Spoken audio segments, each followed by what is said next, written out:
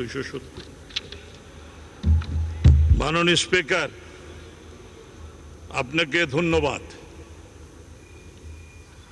এই সংসদে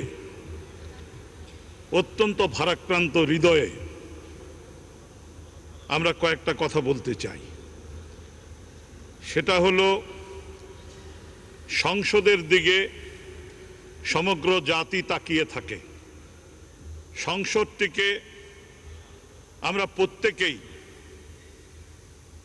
সমগ্র জাতির জন্য একটা কেন্দ্রবিন্দুতে পরিণত করতে চাই, কিন্তু বারংবার লক্ষ্য করছি এখানে যে ভাষা ব্যবহৃত হচ্ছে, এই ভাষা ন্যূনতম শালীনতা বোধ অতিক্রম করছে।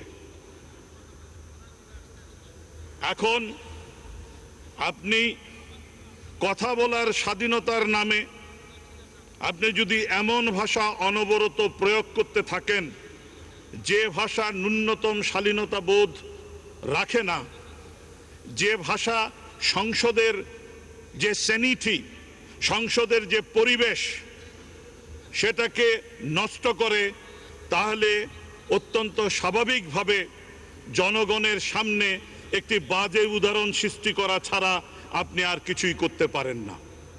কিছুক্ষণ আগে মনোযোগ সহকারে একজন সংসদ সদস্যের বক্তৃতা শুনছিলাম।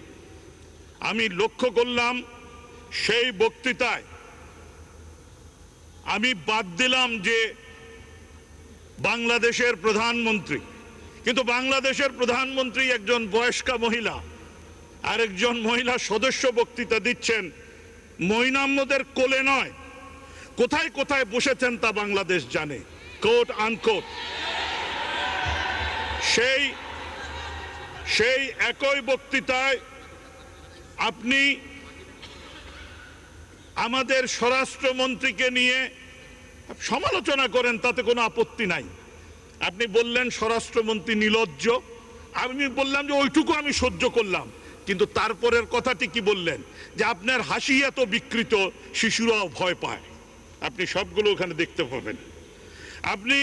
উনি বক্তব্য দিলেন ঝাঁটা দিয়ে ভূত তাড়াতে হবে, মেনে নিলাম, কিন্তু জাজ সাহেবদের সম্পর্কে, জাস্টিসদের সম্পর্কে যে মন্তব্য করলেন, সেই মন্তব্যের আপনি কি ব্যাখ্যা দেবেন?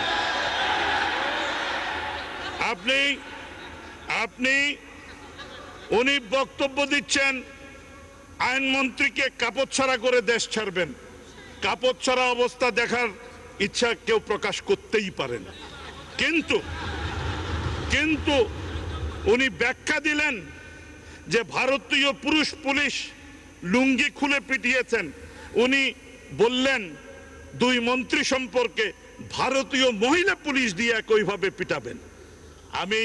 আমি শুধু বলতে চাই, কথা বলার সুবিধার্থে আপনি অনেক কথাই বলতে পারেন, কিন্তু আপনার পার্লামেন্টে আপনার কথাগুলো কিভাবে কন্ট্রোলড হয়, এই বই ওনাদের সামনেও আছে। এই বইয়ের 270-এ আপনার পরিষ্কারভাবে আছে যে সংসদের বাংলাদেশের যে কোনো অংশের কোনো আইন আদালতের বিচার বিষয় উল্লেখ করবেন না। সংসদে আলোচনাধীন বিষয়বস্তুর ক্ষেত্রে যতটা একান্ত অপরিহার্য মন্তব্য ব্যতীত কোনো সদস্য, মন্ত্রী, সরকারি পরে অধিষ্ঠিত কোনো ব্যক্তির বিরুদ্ধে ব্যক্তিগত কোনো অভিযোগ করিবেন না। কোলে বসা থেকে শুরু করে সবগুলোকে আপনি বিবেচনা করবেন। কোনো আলোচনা যথাযথ ভাষায় লিখিত বাস্তব প্রস্তাব ভিত্তিক না হইলে রাষ্ট্রপতি, সুপ্রিম কোর্টের কোনো বিচারকের ব্যক্তিগত আচরণ সম্পর্কে কটাক্ষের সমতুল্য কোনো মন্তব্য করিবেন না। সংসদের পরিচালনা কার্য প্রবাহ সম্পর্কে কোনো অপ্রীতিকর ভাষা ব্যবহার করবেন না। কোনো আক্রমণাত্মক, কটু, অশ্লীল ভাষা ব্যবহার করিবেন না।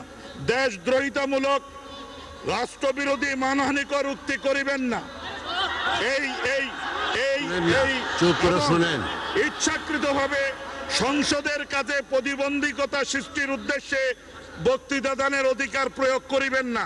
আমি মাননীয় স্পিকার, যারা চিৎকার করতে চান, চিৎকার করে কোনো লাভ হবে না। তার কারণ তার কারণ এই যে কিছুক্ষণ আগে বক্তৃতা দিতে দিতে বঙ্গবন্ধু পাকিস্তান চলে গেছেন, আইএসআর এজেন্ট, সবকিছু বলছেন।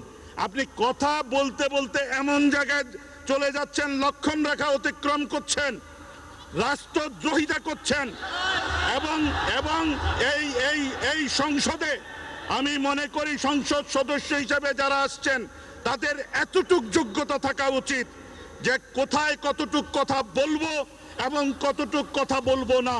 তাই মাননীয় স্পিকার, আমি পরিষ্কার ভাষায় বলতে চাই, সংসদ যদি কন্টিনিউ করতে চান এই আচরণ পরিহার করে, এই ভাষা পরিহার করে সংসদে আসতে হবে। আপনাকে ধন্যবাদ।